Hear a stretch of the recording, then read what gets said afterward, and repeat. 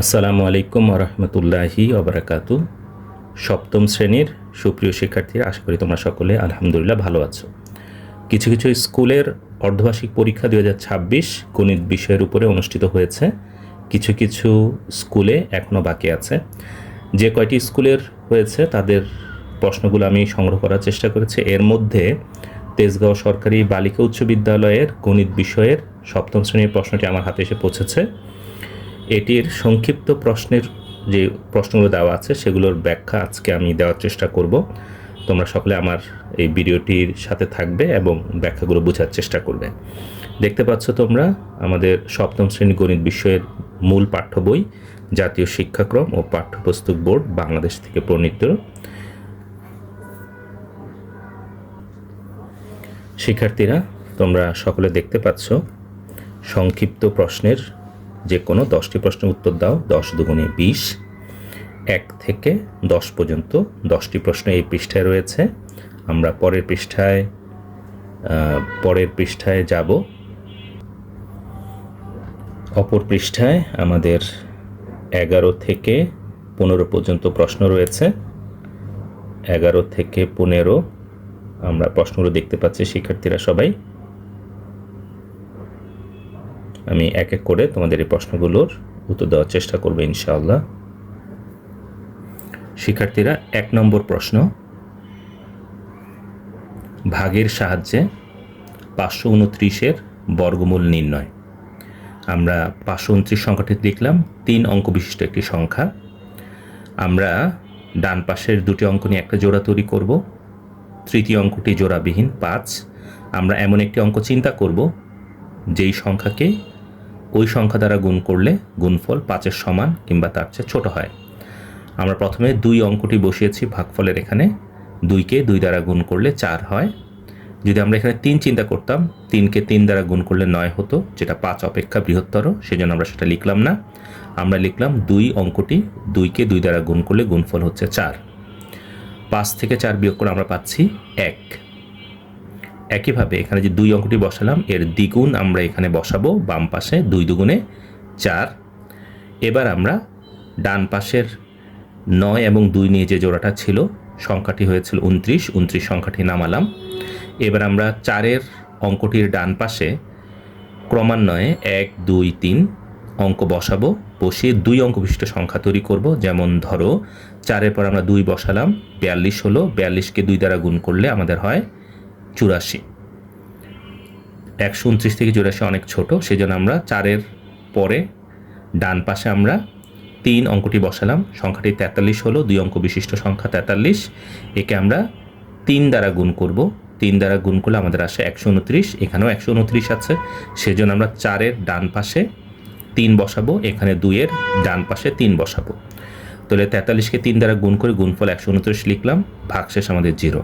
তার মানে ভাগের সাহায্যে 529-এর বর্গমূল নির্ণয় যেটা করলাম, তার উত্তর হলো 23।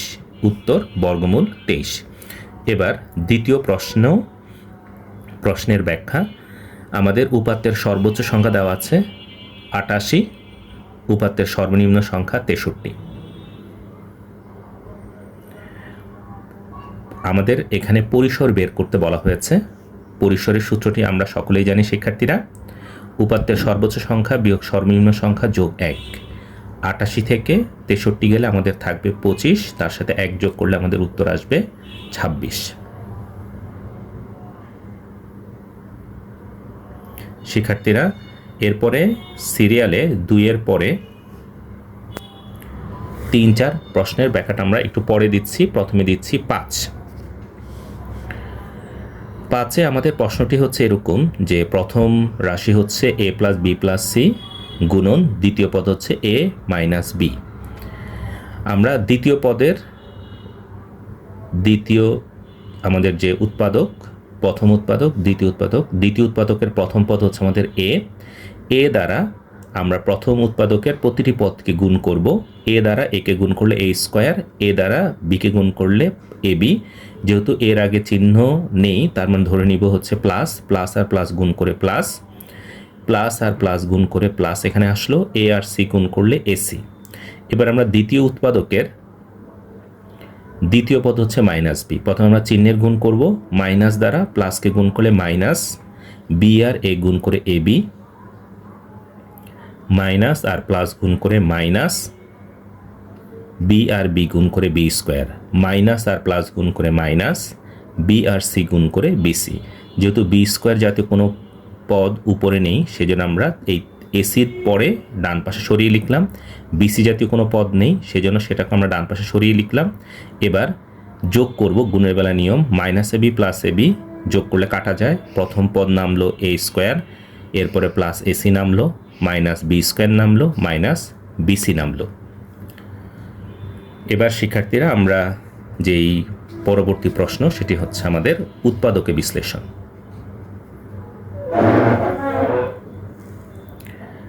উৎপাদক বিশ্লেষণ করতে হবে এই প্রদত্ত রাশির 4x স্কোয়ার মাইনাস 1। 4x স্কোয়ারকে আমরা লিখতে পারি 2x এর হোল স্কোয়ার, আর 1কে লিখতে পারি 1 হোল স্কোয়ার। আমরা নিশ্চয়ই জানি শিক্ষার্থীরা, আমাদের এখানে সূত্র হচ্ছে a square minus B square. তাহলে আমরা মনে মনে ধরে নিই a হচ্ছে 2x, b হচ্ছে 1। তাহলে আমরা লিখবো a plus B into a minus B সূত্র। তাহলে আমাদের এখানে সূত্রে প্রয়োগ করলে হবে 2x প্লাস 1, 2x মাইনাস 1। শিক্ষার্থীরা, পরবর্তী প্রশ্ন হচ্ছে 7।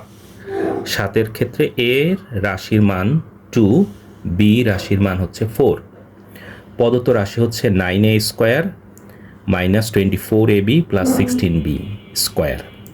9a স্কোয়ারকে আমরা লিখব 3a হোল স্কোয়ার, 16b স্কোয়ারকে আমরা লিখব 4b হোল স্কোয়ার। তার মানে এখানে এর পরিবর্তে আছে 3a আর বি এর পরিবর্তে আছে 4b।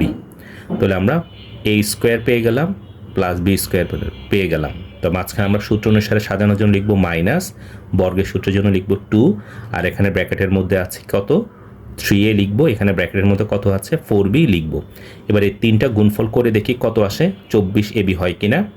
2 ইন্টু 3 6, 6 ইন্টু 4 24ab মিলে গেল। তার মধ্যে সূত্র হচ্ছে a square minus 2ab plus B square, অর্থাৎ এটাকে আমরা সংক্ষিপ্ত পরিসরে লিখতে পারবো a minus B whole square. এখানে এর পরিবর্তে আছে 3a এবং বি এর পরিবর্তে আছে 4b।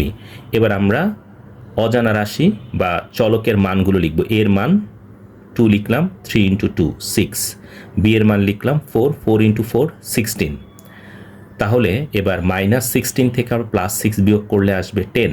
যেহেতু বড় সংখ্যাটির চিহ্ন মাইনাস, সেই জন্য এখানে আসবে মাইনাস 10 হোল স্কোয়ার করব। মাইনাসের উপর বর্গ থাকলে মাইনাস আর মাইনাস গুণ করে প্লাস, 10 এর স্কোয়ার হচ্ছে 100। এবার 8 নম্বর প্রশ্ন হচ্ছে বর্গ নির্ণয়। 6x মাইনাস 5 হোল স্কোয়ার, এখানে আমাদের সূত্রটি হবে a মাইনাস বি হোল স্কোয়ারের সূত্র, a square minus 2ab plus B square. এখানে এর পরিবর্তে আছে 6x, বি এর পরিবর্তে আছে 5। চিহ্নটা মাঝখানে থাকবে। এটা বর্গের সূত্র কোনটা ব্যবহার করব, যোগেরটা না বিয়োগেরটা বোঝানোর জন্য এই মাইনাস বা প্লাস ব্যবহার করা হয়। প্রথম পদ 6x হোল স্কোয়ার করলে আসবে 36x স্কোয়ার। দ্বিতীয় পদ হচ্ছে 5, 5কে হোল স্কোয়ার করলে প্লাস 25। মাঝখানে মাইনাস 2, এই সূত্র অনুসারে মাইনাস, বর্গের সূত্রের জন্য 2, প্রথম পদ 6x, দ্বিতীয় পদ হচ্ছে 5। এই তিনটার গুণফল হলো 60x, এখানে চিহ্ন মাইনাস, সেজন্য এখানে 60-র আগে মাইনাস বসবে। তার মানে পাচ্ছি 36x square minus 60x plus 25। এবার শিক্ষার্থীরা আমরা 9 নম্বর প্রশ্নের দিকে একটু খেয়াল করব। এখানে 9 নম্বর প্রশ্নে ভাজ্য হচ্ছে 2 পদ বিশিষ্ট, ভাজক হচ্ছে 1 পদ বিশিষ্ট। এখন শিক্ষার্থীরা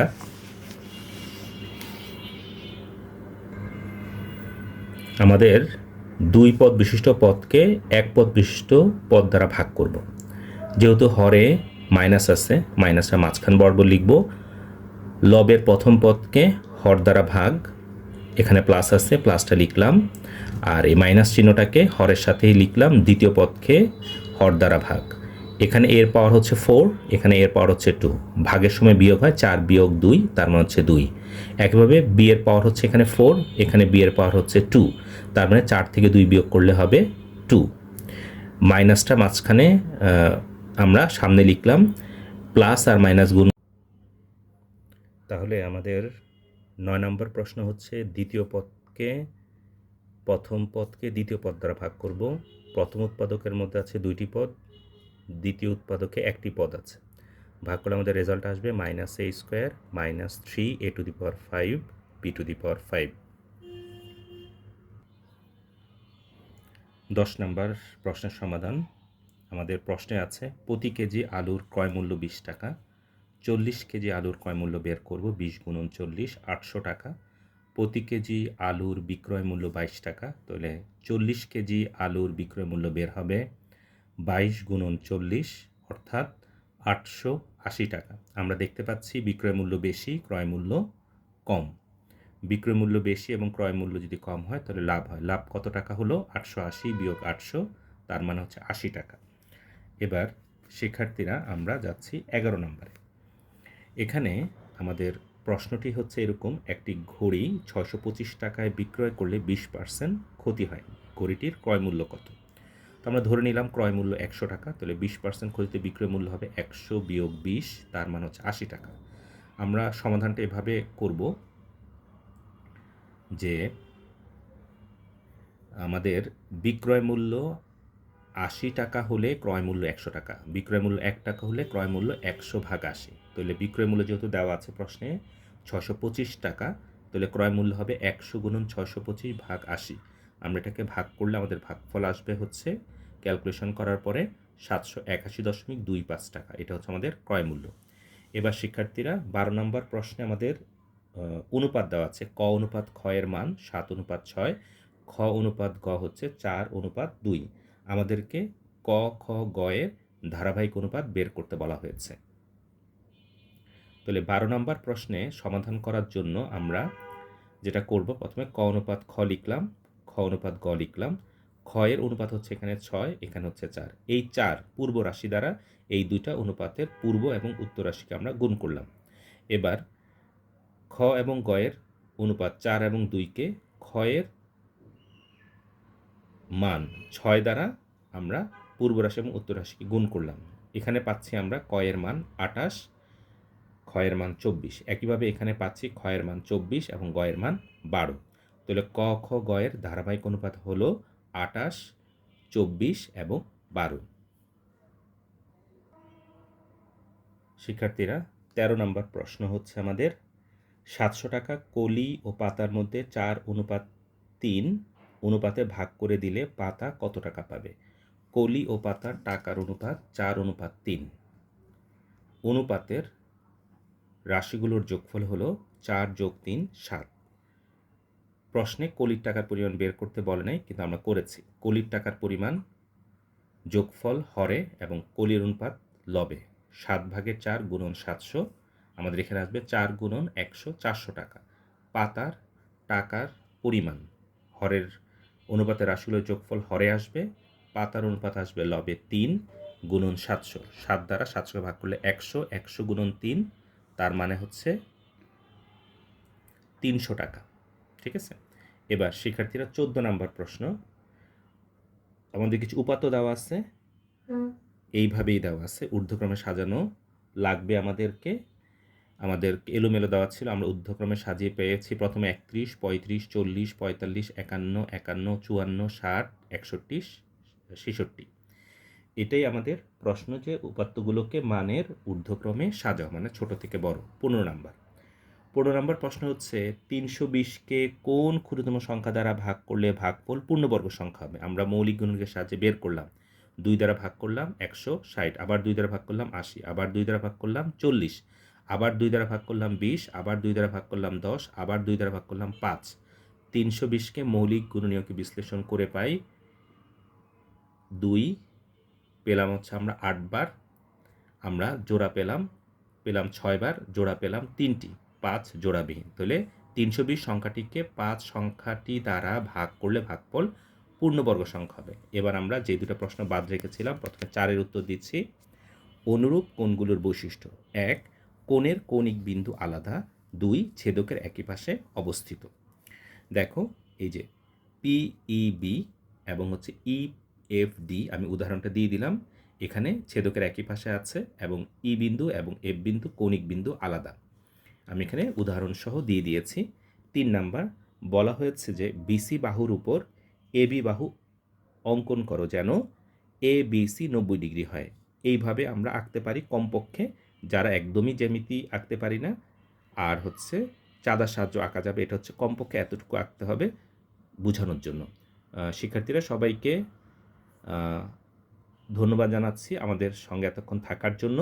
আশা করছি এই ভিডিওটি তোমাদের অর্ধবার্ষিক পরীক্ষা 2026 গণিত বিষয়ের ফলাফল ভালো করার ক্ষেত্রে গুরুত্বপূর্ণ ভূমিকা রাখবে। আসসালামু আলাইকুম ওয়া রাহমাতুল্লাহি ওয়া বারাকাতুহু। জাযাকাল্লাহ খাইরান।